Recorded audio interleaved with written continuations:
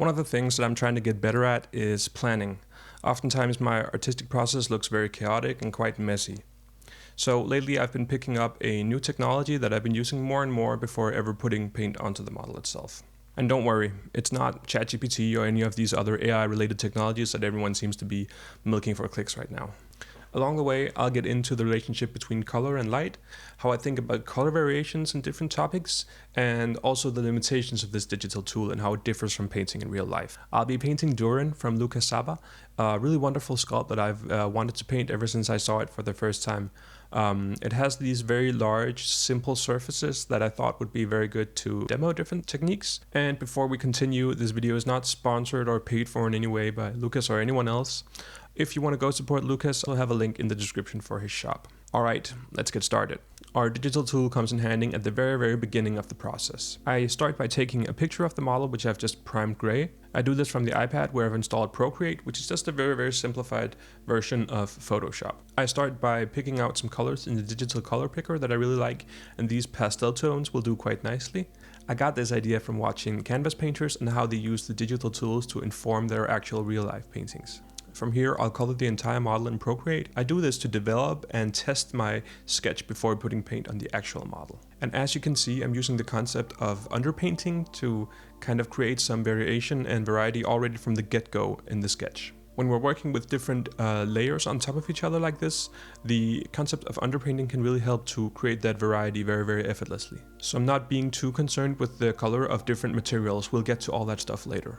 Really, this concept of creating color variety is the same across different materials, across the hair, across the skin, the non-metallic metal, cloth, and it's something that really shows when you're painting on these larger figures. If we were to do the same 1, 2, 3 steps of shadowing, midtones, and highlights across the entire model, I'd get very bored painting it, and I think also the result would be quite boring. Since we're looking for some life and some variation and some variety, this is really what creates interest in the piece. So I'll go a little crazy with the beard. I'll paint in strong tones of magenta and purple and red. I mean, in worst case, we'll just have to repaint it, and this is very easy to do with the digital sketch. Okay, now I have a sketch that I like, and from here I actually shared it to my Instagram story where I asked the community what they wanted to change about it. And I got some good suggestions that actually helped refine the sketch quite a bit. So from there I changed the skin tone and adjusted the contrast a little bit and made the colder side more cold especially, and had like a stronger amount of contrast on that side. Okay, so it took a bit of discipline, but we're finally at the point where we can actually start to put paint on the model.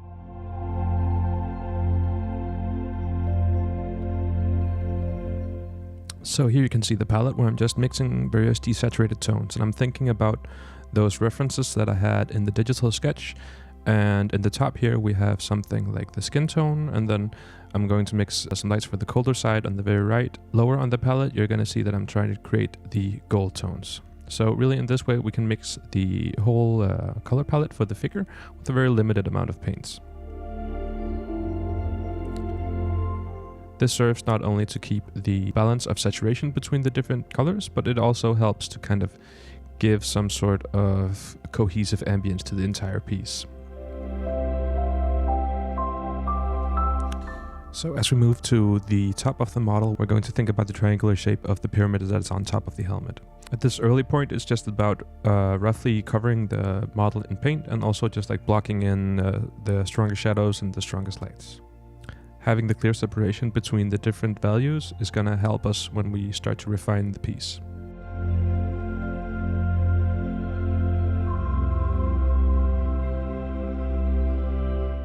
And having that digital sketch as a reference makes the painting process so much easier and so much more efficient.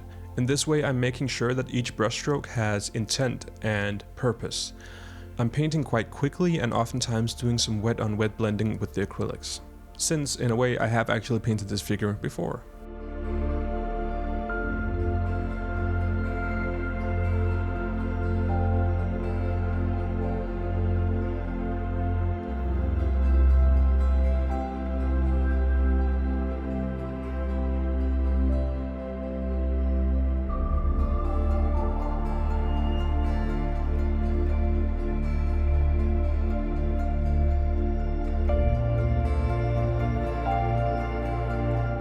So here's the finished sketch. I like the pastel colors and the ambience across the two sides of the figure. So I'll move on to the oil paints, where I'll think about darkening the shadows across the entire model. So I hope you can see how each step of this planning process kind of informed the next. The digital sketch allows me to create an acrylic layer.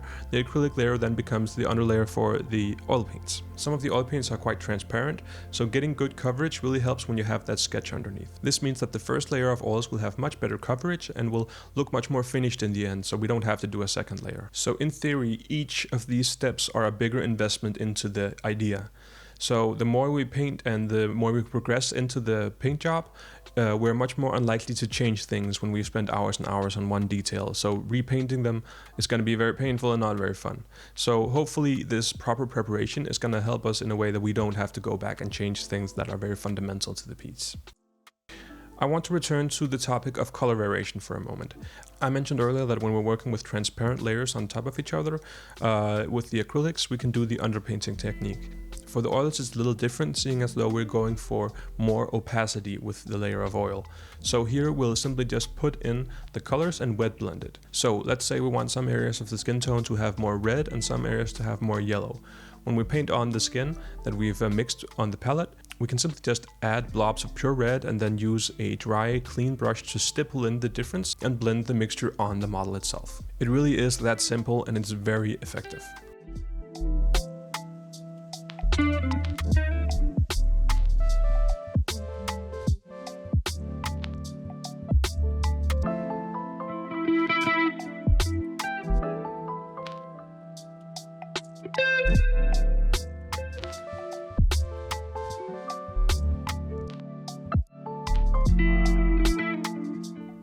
We can really see how the beard starts to shine when we add the final bright reflections of the shiny hair.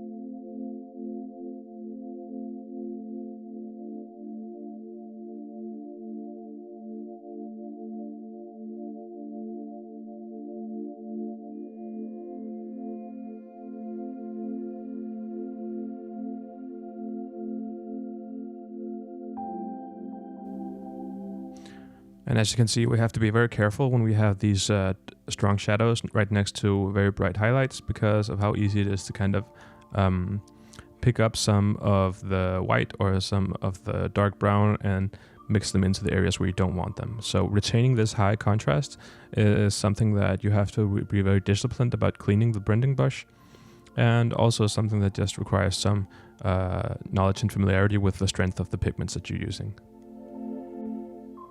Here we're moving on to painting the non-metallic metal steel, and for this part I'm just blocking in sort of the rough areas of reflections of shadows and highlights. As you can see, we are working in with some of the purple tones as well in the warmer side. I'm doing this to kind of tie it together with the colder side of the piece to not have them be totally separated in their colors. So we can work with some of these pastel kind of mid-tone violet tones. This can actually work as sort of a mid-tone for the reflections of the helmet. Again, value is so much more important to convey the material of the subject than the actual color itself.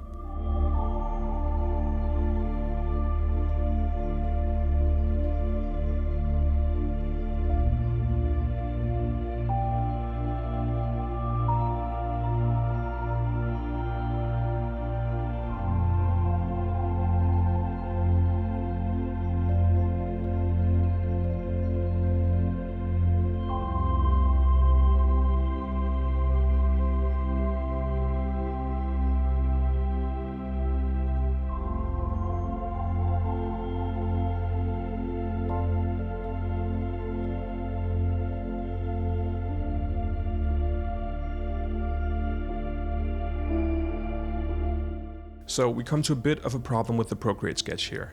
In order for the cold-light balance to work, we'll have to paint a very large portion of the model in a quite cold light, because the color light on the Procreate sketch just feels so different and much more striking than it is in real life. And because I want to have that healthy balance between the two sides, I'll have to do some adjustments. I want to make sure that the warm light is still the main focus.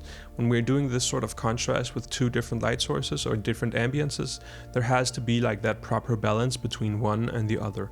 You don't want the two to be 50-50. You always want one to dominate the other. So whenever we make this type of digital 2D sketch, it's good to remember that the 2D representation is very much a reduction of the three-dimensional object that we're painting. And in fact, this is the unique challenge that is so exciting about miniature painting. Like finding a scheme that works from all angles can be quite challenging, but quite rewarding when it works. When we're painting for the 2D image, things like OSL, non-metallic metal, or the secondary light sources can be very convincing and quite effective. But in real life, sometimes these techniques can feel a little bit lackluster. You see, when you pick up the figure in real life and turn it around, a part of your brain is expecting the reflections and the painted on effects to follow the light of the room that you're viewing the figure in. So when it doesn't, there's a small voice in your brain that may say, this looked better in pictures. And probably it did. When you have a black background with no distractions, things like OSL really do look much more convincing. With a model like this though, I think there's a very clear viewing angle from the sculptor's hand as well. So I choose to paint it in a way where the front view is really prioritized, and I do this because some of the back really isn't sculpted at all. So it's very clear that we're going to be viewing this figure from the front. So my point is that the 2D image is a reduction of the 3D object. And this is in fact what makes the Procreate sketch helpful. Because we're blocking out some of the information that is available to us in the 3D space, we're simplifying it onto a 2D surface and then painting that. That's going to help us inform how we're going to approach the 3D object. So this falls in line with my general philosophy of working from the general to the more specific. Now mind you, there are times when you want to think about the 3D surface as the first step. So it's worth thinking about when you plan your paint jobs, if this is something that's going to be viewed as a picture, or if this is something that's intended to work very well in real life. And as you can probably tell, there's a million more things to consider here, and maybe it's something that deserves a video of its own. Let me know in the comments.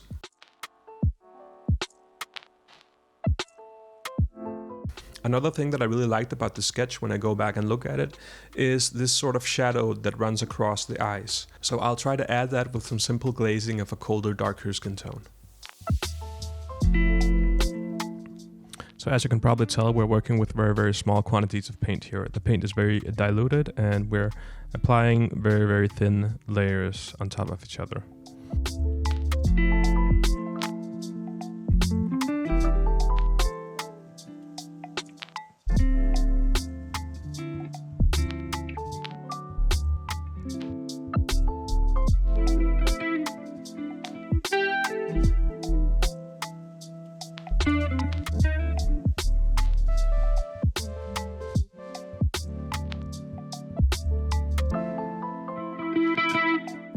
Other steps to do is to paint the back of the figure with some black primer that I'm just brushing on using an old brush, and put on my initials and the date of finishing the figure.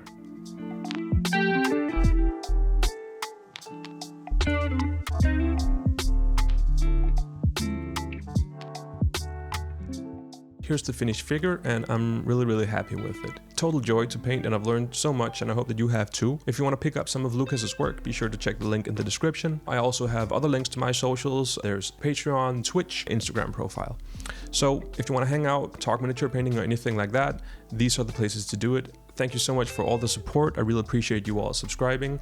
It's a really positive thing to feel that people like what you're doing, especially when you're on a new platform. So I really appreciate all of you who subscribe and who keep coming back. It really helps a lot. Thank you so much, and happy painting.